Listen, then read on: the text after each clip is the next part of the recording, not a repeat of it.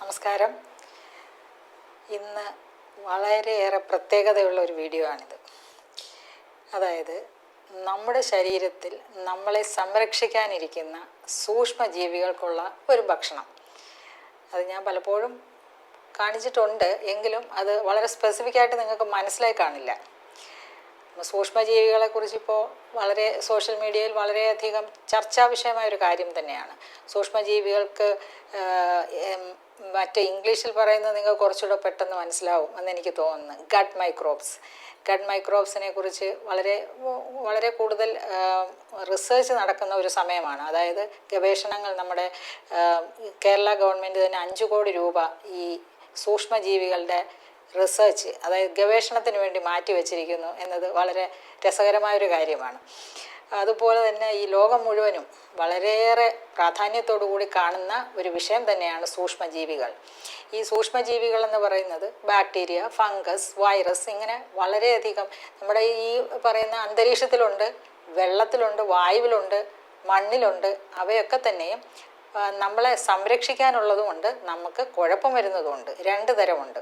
അപ്പോൾ ശരീരത്തിലും അങ്ങനെ തന്നെയാണ്. നമ്മുടെ ശരീരത്തിൽ നമ്മളുടെ തൊലിപ്പുറമേ ഉണ്ട്, നമ്മളുടെ വയറിനകത്തുണ്ട്, നമ്മളുടെ മൂക്കിൻ്റെ ഈ എല്ലാ എന്താ പറയുക, നമ്മുടെ ഈ ഓറിഫൈസസിൽ, മൂക്കിൻ്റെ ദ്വാരങ്ങളിൽ, ചെവിക്കകത്ത്, പിന്നെ നമ്മളുടെ യൂറിനറി ട്രാക്റ്റിൽ, അതുപോലെ റീപ്രൊഡക്റ്റീവ് ട്രാക്റ്റിലെല്ലാം തന്നെ ഈ മൈക്രോ ഓർഗാനിസംസ് ഉണ്ട്. അപ്പോൾ ഇവയാണ് സത്യം പറഞ്ഞാൽ ഈ ലോകത്തിൽ ആദ്യം ഇവിടെ ഉത്ഭവിച്ചതും ഈ മൈക്രോ ഓർഗാനിസംസ് തന്നെയാണ്.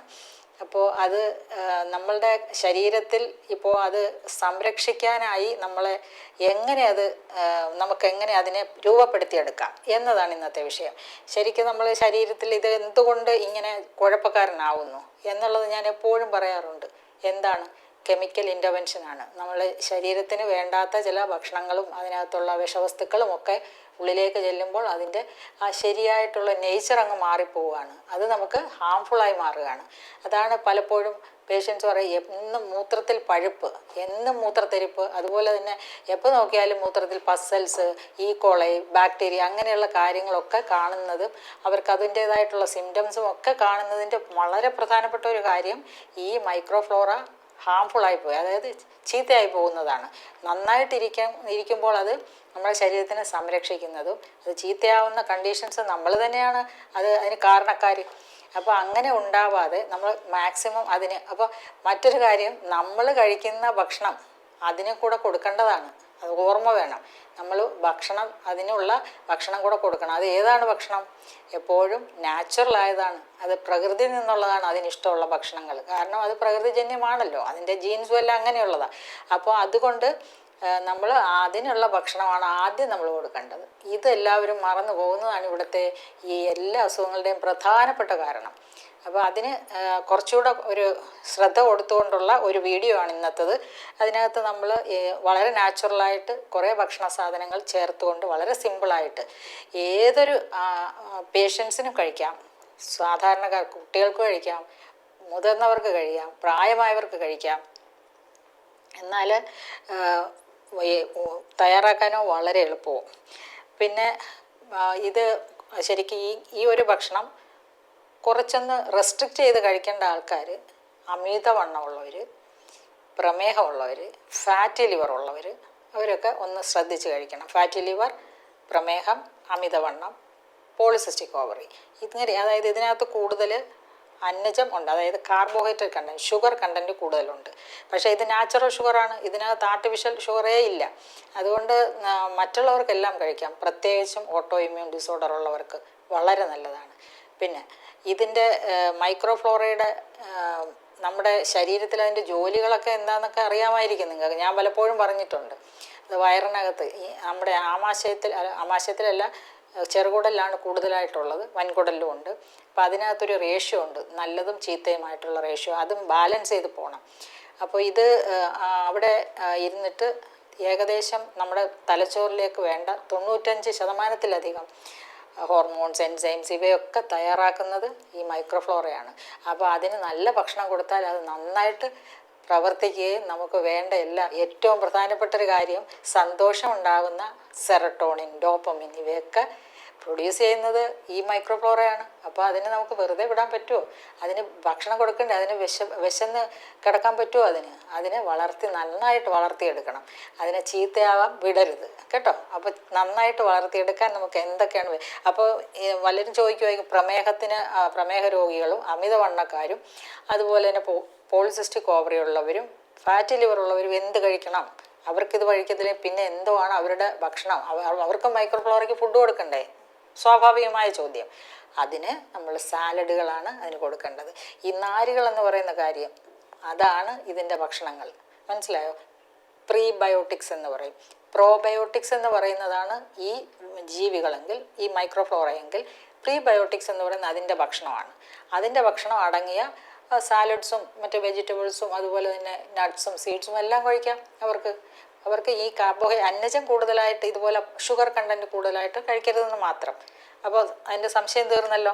അങ്ങനെയാണ് LK ഡയറ്റ് പ്ലാൻ തയ്യാറാക്കി വെച്ചിരിക്കുന്നത്. അതിനാണ് പ്രമേഹം, അമിതവണ്ണം, അതുപോലെ PCO, ഫാറ്റി ലിവർ ഇതിന് മെയിനായിട്ട് കോൺസെൻട്രേറ്റ് ചെയ്തുകൊണ്ടാണ് ഞാൻ എൻ്റെ ഈ LK ഡയറ്റ് പ്ലാൻ തയ്യാറാക്കിയിട്ടുള്ളത്.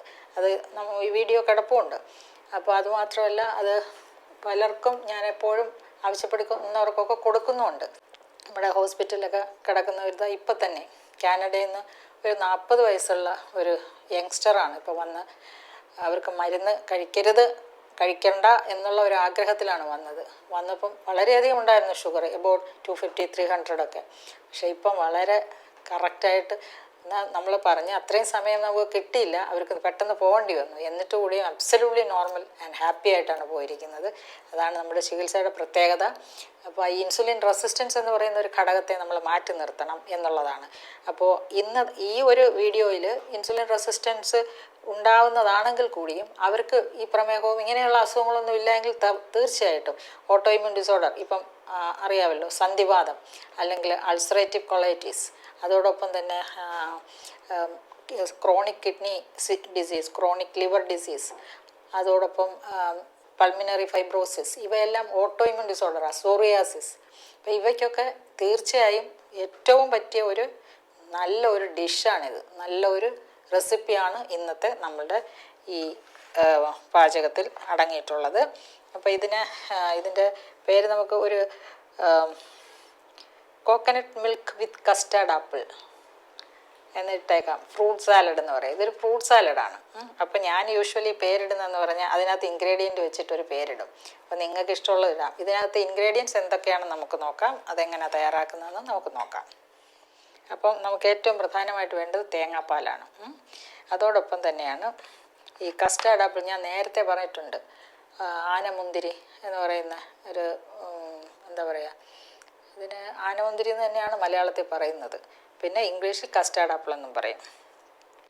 പിന്നെ വേറെ സീതപ്പഴം എന്ന് പറയും. അത് ഇളക്കിയെടുത്ത് കുരുവൊക്കെ കളഞ്ഞ് ഇളക്കിയെടുത്ത് മിക്സിയിൽ അടിച്ച് വെച്ചിരിക്കുന്നതാണിത്. അത് മിക്സിയിൽ അടിച്ചെടുക്കുന്നത് നല്ലതായിരിക്കും. പിന്നെ ഇതിൻ്റെ ഏറ്റവും പ്രധാനപ്പെട്ട ചേരുവ നമ്മുടെ പഴമായ ഏത്തപ്പഴം ഒന്ന് നന്നായിട്ട് മാഷ് ചെയ്തെടുത്തിട്ടുണ്ട്. നല്ല പഴുത്ത ഏത്തപ്പഴം ഒന്ന് മാഷ് ചെയ്തെടുക്കാം. പഴവും ഉപയോഗിക്കാം. പിന്നെയുള്ളത് എള്ളാണ്.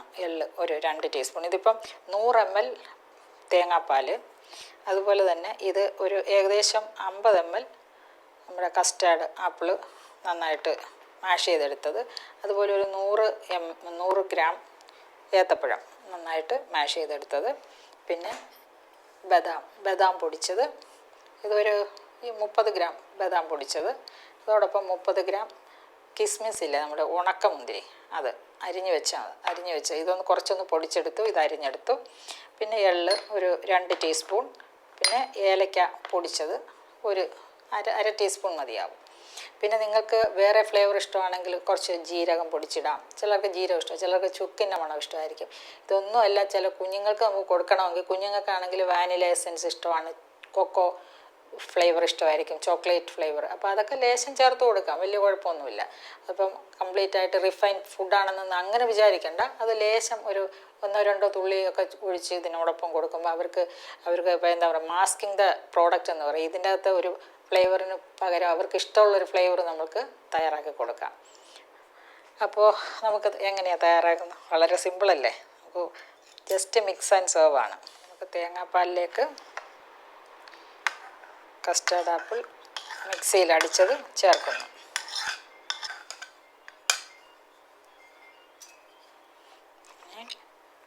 ഏത്തപ്പഴം,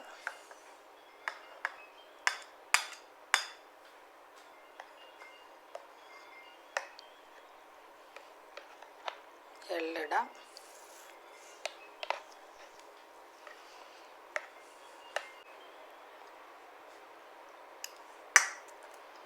ഇത് കിസ്മിസ് അരിഞ്ഞത്,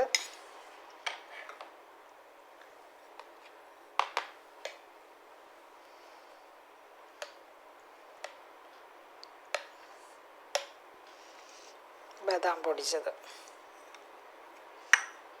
ബദാം ചുമ്മാതെ പൊടിച്ചെടുത്താൽ മതി, വറുക്കുകയൊന്നും വേണ്ട.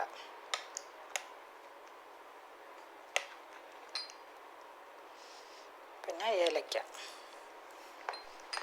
തൊലി കളഞ്ഞ് പൊടിച്ചിട്ട് കഴിഞ്ഞാൽ കുറച്ചുകൂടെ നല്ല ഫ്ലേവർ ആയിരിക്കും.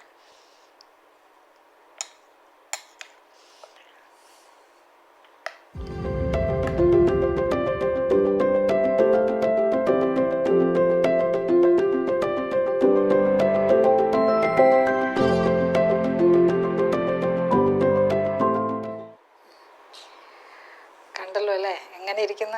അടിപൊളി. കഴിച്ചു നോക്കട്ടെ. എനിക്ക് സത്യം പറഞ്ഞാൽ കൊതി വരുന്നുണ്ടായിരുന്നു കണ്ടപ്പോഴേ, വായിൽ വെള്ളമൊക്കെ ഊറി.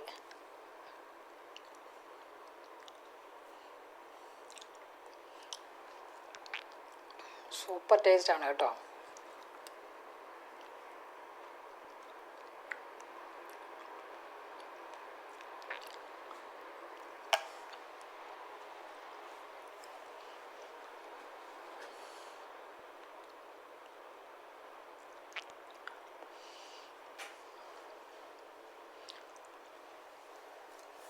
എത്ര എളുപ്പമാണ് ഇതുണ്ടാക്കാൻ.